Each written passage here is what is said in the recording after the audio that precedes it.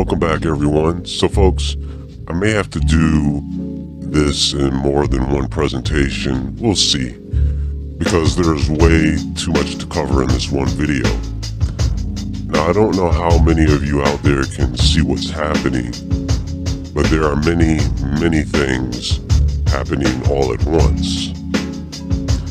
And as this continues to drag on, and the effects are starting to ripple through everyday life, thousands of employees are either furloughed or working without pay, okay? And that leaves essential services stretched thin. The economic damage is compounding week by week. What started as a political standoff is now turning into a human crisis. We have families missing paychecks, programs stalling, and several critical systems that are about to collapse, right as the cost of living continues to climb. I'm not here to talk about the abuse of these benefits or right and wrong here. There are already a lot of people talking about that, showing threatening TikTok videos, etc. People upset, people crying. I'm here to talk about the real effects of this and everything else on everyone. And that's damage that cannot be easily reversed, especially for those already living paycheck to paycheck. At the same time, community health centers and energy assistant programs, right, like HEAP, are struggling with delayed funding, putting vulnerable people at even greater risk as temperatures drop. Folks, let's not forget the most vulnerable are the elderly, children, and women. Globally, we have the IMF sounding alarms about rising government debt, and they're looking at economic shock. We have a few comets in the sky that are visible, and you know how those things are seen as omens. Not to mention 3i Atlas just hit perihelion and has reached its closest distance to the sun. We had a Category 5 hurricane, Melissa, which is about to head out to the Atlantic, and it's taking several lives with it. All of this is happening at once. There is this great convergence of chaos forming. A time period where we have political dysfunction, economic gut punches, and natural forces all colliding in dangerous synchronicity. You see, folks, elites who operate symbolically are going to harness this atmosphere by releasing fear through the news. They are going to amplify narratives of instability, and they are going to deepen collective anxiety. Millions of people participating unconsciously in symbols of death, mass, hidden identity. This season is a psychological opportunity.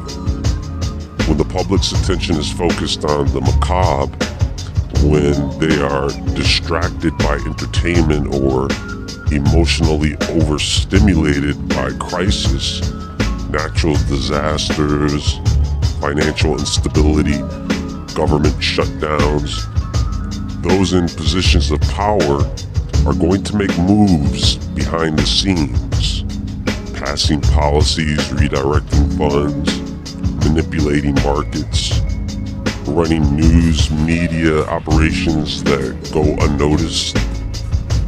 They are going to use theatrics of chaos to hide shifts in power. It's a ritual and a strategy. And here comes the control. So, I can feel it coming in the air tonight.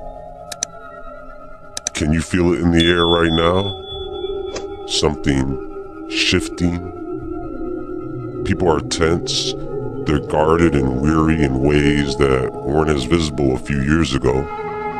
The constant strain of trying to survive in this economy is hardening hearts. When people have been pushed long enough, when every trip to the grocery store feels like a small defeat, when paychecks are being stretched thinner and thinner, or when certain people in government jobs, including the military up to E6, aren't getting paid, folks, compassion begins to fade. People start looking out only for themselves. Not because they're cruel, but because they're exhausted. When that happens on a massive scale, society begins to fracture. Watch. People right now, people you know, because they want and need something so bad, if they can't get it out of you, watch them leave you by the side of the door like a bag of trash getting ready to be taken to the dumpster, if they haven't already. Now add that to the loss of programs like SNAP for millions, their only safety net. Whether they deserve it or not, whether they need it or not, they've already been living off of it and have already grown dependent on it. And when they have that cut off, all they're thinking about is if there's food on the table. Without them, people will do what they must do to survive. Well, why don't they just get a job? Oh, you mean the jobs people are getting laid off from by the thousands? You mean the jobs that AI is taking over? You mean the jobs that are not going to hire people who haven't had a job in years because they've been living off of benefits? Where are they handing out jobs like candy? I mean, some people can find jobs easily, and then some people can't. Lazy, trifling people are not the only people who receive benefits. Working people receive them too. Elderly people, sick people, many children depend on those benefits so that their guardians can feed them. Oh, maybe they shouldn't have so many kids. And you know something? Maybe they shouldn't have so many kids. But I have to tell you, the birth rate these days ain't looking too hot. I don't know, some of you who do have the means may need to start getting together, get married, and start having some kids. Oh yeah, I forgot. You can't get together because people are too busy playing games. They're too busy loving themselves, right? Look, this all starts quietly at first. Missed meals, skipped bills, an uptick in thefts, more families turning to food banks already stretched to their limits.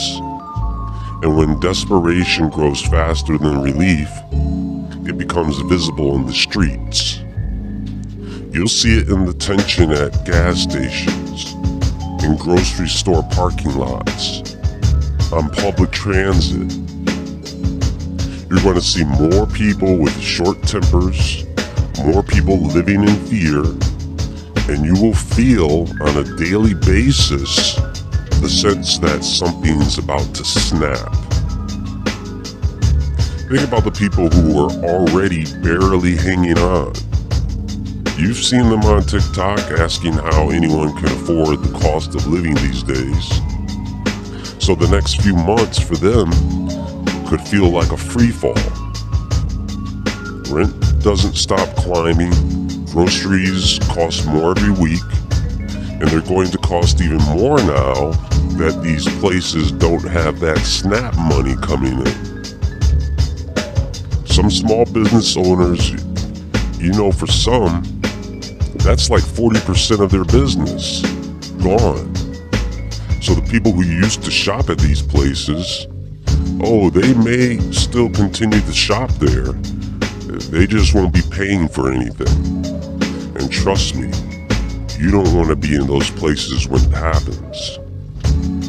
Utilities are going to spike as winter approaches, and for many, wages aren't even close to keeping up with that. When you combine economic instability with emotional exhaustion and fear, you have a social pressure cooker. The real danger isn't just poverty, folks. It's what happens when millions of people feel cornered at once. Law enforcement that's already been stretched thin won't be able to contain the ripple effects of that kind of collective desperation. What's emerging is an economic crisis and a spiritual crisis. People's empathy is eroding under constant stress. You know, folks, when someone has a knife in their side, it's hard for them to care about someone else's pain. The sense of community that once held neighborhoods together is dissolving, and that's going to be replaced by mistrust and survival instinct. As hearts harden, as the gap between the secure and the struggling widens, the potential for chaos rises. People who are on SNAP or people who don't have money are not the only ones who are at risk here. It's everyone. Because when a society forgets how to care for its most vulnerable, it doesn't just lose its soul, it loses its stability. And here's the thing, the people who actually go out and steal and commit crimes in the name of getting something to eat for their dependents and themselves, not only are they going to feel justified for their actions, they are going to feel that their actions are brave and noble. Look, history can tell us everything we need to know. Back during the Depression, unemployment skyrocketed, and millions couldn't afford basic necessities. There were food lines, soup kitchens, relief efforts were overwhelmed, and many families went hungry. Malnutrition rose. The public became frustrated. Citizens rioted, or they staged protests over insufficient food or poor working conditions. In post-Soviet Russia in the early 1990s, when the state suddenly cut subsidies and rationing systems collapsed, inflation skyrocketed. Millions of people struggled to buy food. Food shortages, along with rising costs of utilities and necessities, led to crime spikes. There was public unrest. Venezuela had an economic crisis starting in 2013, when food and basic necessities became scarce due to economic collapse because of government mismanagement and hyperinflation. People couldn't access basic groceries. There were again lines for food, rising theft, local conflicts over supplies. The point is, history shows that when food security programs fail or are cut, especially during times of economic stress, the result is social tension, public unrest, and this puts everyone at risk, not just those who are struggling the most. But let me give you something, folks, that no one is talking about. Not too long ago, I uploaded a video about Kairos and Chronos. And Kairos is a moment of divine timing, when everything aligns perfectly for action or transformation. So when we look at ritual seasons and specific dates like Halloween. These are windows of opportunity where collective energy, all the emotion and chaos can be harnessed and redirected. The weeks surrounding Halloween, the ancient Samhain, since ancient times has been viewed as a time when the veil between worlds thins, when fear, grief, and death symbolism is very strong in the collective consciousness. This is the period when people's focus unconsciously shifts toward darker imagery, rituals of death, the unseen. And so, when a government action or economic decision that directly affects millions, like the cutting of food benefits, occurs in this same time frame, you can absolutely bet that this is more than a coincidence. Desperation, fear, hunger, that kind of unrest creates a huge psychic charge in the collective field. People vibrate on lower frequencies because they're in survival mode. They're angry. There is despair all around us, and that energy becomes manipulated. And so they allow the old order to devour itself so that something new can be created from the ashes. Halloween becomes a temporal ritual where the forces of decay and renewal come together. The timing, the policies, the media rhythms can now be orchestrated by those who understand these ancient patterns. They know that during the darkening of the year, when the collective psyche is focused on the symbolism of death and darkness, people are easier to control. Fear spreads faster, outrage spreads faster, and the chaos can then sustain itself. And in that chaos, ordinary citizens turn against each other instead of looking up. And the ones who have orchestrated all of this, the ones who timed the release of a new crisis and policies, they remain untouched, watching the ritual unfold like clockwork under the ritual of Kairos. Do you believe in coincidence, folks? Anyway, that's going to be all for now, but stay tuned because there is much more to come very soon. Please click the thumbs up button and like this video, share this video, and let me know what you all think about this in the comments below. We can all just sit back, hope for the best, and think maybe it won't be that bad. Or we can all stay awake, stay aware, stay safe, and just be a bit more careful in the coming days. Everyone have a great day, and I'll talk to you all soon.